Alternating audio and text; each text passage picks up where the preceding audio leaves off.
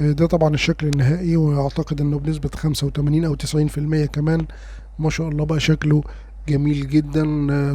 تقدر تمشي بيه عادي. السلام عليكم، اهلا بيكم في حلقة جديدة من حلقاتنا. وزي ما انتم شايفين كده يا شباب، كنت بتمشى بالصدفة في التوفيقية، فلقيتهم فرشين حاطين فوانيس اشارة على الفرش، فقلت طب فاصل واشوف الدنيا، ناخده كده نعمل عليه شوية اختبارات، نجرب موضوع الصنفرة وهل فعلا هنقدر ان احنا نخليه يلمع بشكله المتدمر ده. وعلى فكرة الفانوس اصلي، مش فانوس تقليد ولا هاي كوبي ولا حاجه، لا فانوس اصلي بتاع شيفروليه افي، فقلت اجيبه ونجرب. المهم لقي الراجل قال لي 150 جنيه. المهم تمام، قعدت فاصل معاه لحد ما جبته في حدود 80 جنيه.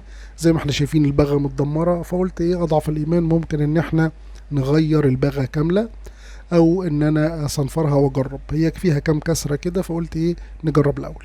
فتعالوا بينا نجرب كده مع بعض ونشوف هل موضوع الصنفرة ده فعلا هينفع وهيشتغل، وهل هنقدر نرجعه جديد ولا لا. لو انت اول مرة بتشوفنا يا ريت تشترك معنا في القناة، بنتكلم في مواضيع كتيرة. ويلا بينا نبدأ الحلقة بتاعتنا دلوقتي.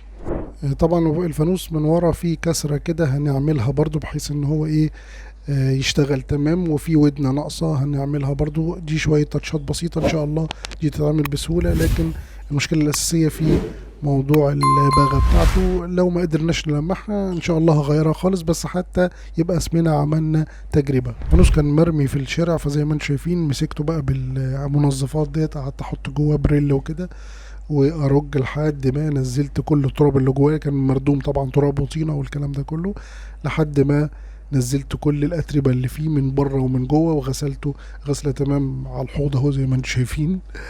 ما تخافوش يعني، عادي استخدموا ميه طول ما فيهوش كهرباء ولا حاجه، الدنيا تمام وتقدر تشتغل بيه. طبعا زي ما انتم شايفين دي شويه الكسرات اللي فيه، لكن اهم حاجه